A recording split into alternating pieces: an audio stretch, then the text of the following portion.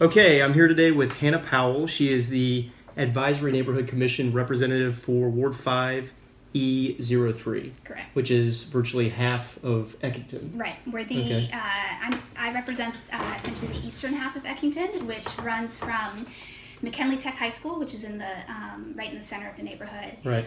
all the way to the train tracks. Okay. So I actually went there last weekend and saw the huge playing field. It looked like it was open to the public. Yeah, it is. Okay. Yeah, no, it's a public school, so it's a historic building. I forget what its original use was, but so the building is actually historic, but it's been used as a school for quite some time. Great. So, why did you decide to live here, and what's your favorite part about Eckington? Yeah, so I've lived in DC for I think 16 years now. And have lived in a number of neighborhoods around the area. I bought my first place in Noma, which is just to the south of Eckington, in 2009. And then when I was looking for my next place in 2014, I actually only looked in Eckington. Like, this was the only place I wanted to be. I have a number of friends that live here and just had got to know the neighborhood through them. And then, so when I knew I wanted to buy, it was just Eckington's it. Right. Yeah, it's just a great. There's a great community, just great neighbors. I from the second I landed here, like I was just sort of welcomed, and I get that feeling too. yeah, it's just they're just great folks. Yeah. When I was walking around last weekend and doing my first tour, my wife was driving me around. Yeah. The thing that struck me right off the bat was how friendly people were, and it wasn't just like one store owner. And I popped into a few. It was every person was smiling, friendly around the whole perimeter of the site, or the neighborhood. And then that's when I ran into Yag Market, and I coincidentally ran into you. Yeah, no. I've seen you 3 times now in 1 week. I feel like I should live here by now. Yeah, well, we'll work on you. Yeah, right? By the end of all this, we'll have you convinced.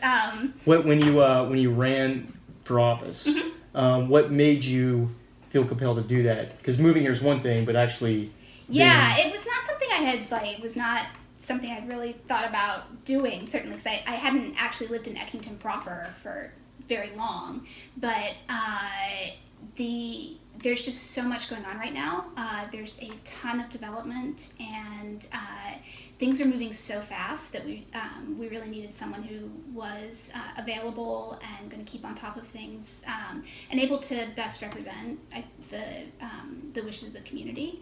So and you're a realtor, so that helps also. Yeah, so that helps. I never would have been able to do it if do this project, do ANC, if I wasn't a realtor, because it actually takes up so much time. It's an unpaid position, nonpartisan position, but it takes up a lot of time, and so just having the flexibility of being in real estate, so it just made it a lot easier. But yeah, so a bunch of friends who all live in the neighborhood, we when the election came around, we were kind of all emailing each other of like, okay, who's gonna step up, because we knew we just really needed somebody to be on top of everything. Right. And so I drew the short end of the stick, I guess, but it's been good. And I think you defeated the incumbent, right? I did. Yeah. That's great. Congrats. Thanks. Yeah. It was good. No, it kind of forced me to get out and meet new people in the neighborhood, listen. How do you feel like the participation is? Like the meeting, the ANC meeting we were just at, the civic meeting, seemed like there was a good turnout, but there's clearly, it's a small percentage of the neighborhood. So do you feel like it's growing? The interest is growing? Yeah, it's hard because Eckington is, I mean, as all neighborhoods are, it's constantly changing, and people are moving in, people are moving out. I think there's a number of residents who have been here for a very long time, since the 1960s. Often several of my neighbors here, and in fact, this house I bought from the family of a woman who had passed away, and she was like 90 something when she passed, and had been in the home for decades upon decades. So there are folks that have been in the neighborhood for a very long time, but they've gotten a lot older, and it's hard to figure out sometimes how to reach them, because they might just be homebound, and so that's one of the things we talk about at the Civic Association is, how can we reach out to the elderly in the neighborhood, and make sure that we're just kind of, taking care of everybody, both the long-term residents and those who are It's like moving in. the gentleman that showed up that said he lived there since 1962. 62, yeah. And his mother was 90 years old. Yep. And she'd never been to a meeting. That was his first meeting. And Yeah. that's, what is that? Almost 50 years, Yeah. basically, Yeah. of living here and never attending a meeting. Well, so the Civic Association hasn't been around that entire period. There was I think in the late 90s and early aughts, the Civic Association was actually defunct. Okay. So now that it's restarted again, Okay. we're constantly talking about how we can get more people involved and make sure that they know about what's going on in the community. Right. Yeah.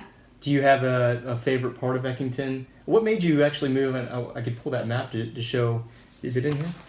The map? The map that we had? Yeah. Okay. When you were looking for a place in Eckington, did you actually focus on this corner right away, or did you? No, I actually was looking just a few blocks away. Because right now we're about. What did you say? Yeah, it's hard to tell.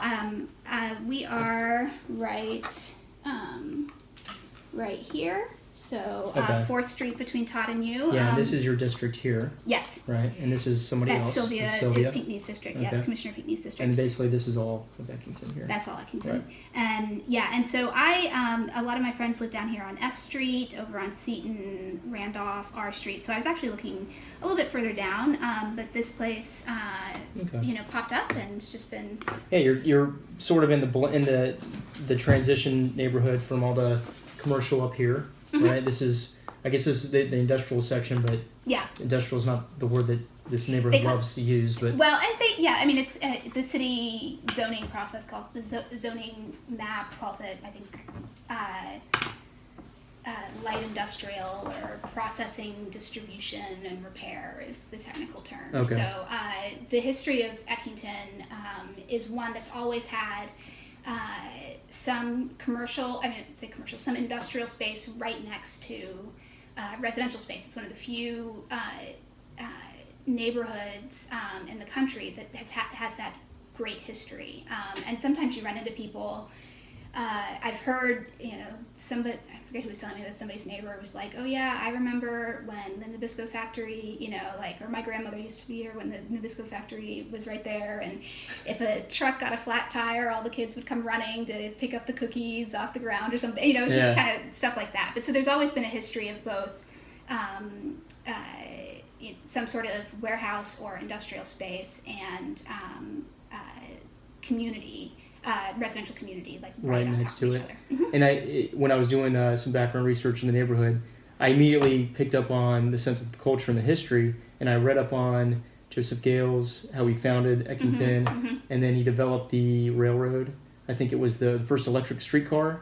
Yeah, the streetcar ran down the Eckington and something. Oh, I think they called it Eckington Old Soldiers Home. So it used to run long before I was born up and down Rhode Island. Yeah. Which I'm sure contributed probably to this being kind of a hub or right next to the Union Station tracks. Yeah, so actually the streetcar that you mentioned, I think that came later. The train tracks themselves were here first. So this was the terminus for the Baltimore and B&O. Yeah, I believe it was Baltimore and Ohio. Yeah, railroad, and that has now really served as the eastern boundary and kind of where our identity lies. Eckington itself used to be both this area west of the train tracks and on the other side of the train tracks. Really? It's also Eckington, yeah. So that which is been... now where Brentwood is, Union Market, yeah. Okay. But that long ago, the train tracks are just a huge barrier, for a whole host of things. So the original parcel that Joseph Gales bought was bigger, and then when I forget his name, but husband and wife redeveloped the area, they had a smaller parcel which eliminated that side, I guess. I'm not the historian. Okay. There we do have some folks from the Civic Association who's done a lot of background into the history of the. And you're gonna have a table at Eckington Day for this. I believe so. That was awesome. Yeah, so we're working on it. This is Robin. That's Robin. Hey, buddy. Hi. You're now on video. Yes. Well, I plan on going to Eckington Day, so. Oh, wonderful. Yeah. That'd be great. Yeah, great to have you. Yeah. And thank you very much. It My was pleasure. great talking to you. Likewise. And I'll see you in a few days, coincidentally, I'm sure. Sounds good. Yes, run into each other. Yeah, that's one of the cool parts about Eckington. Run Great. into each other on the street. So, yeah, my Okay. pleasure.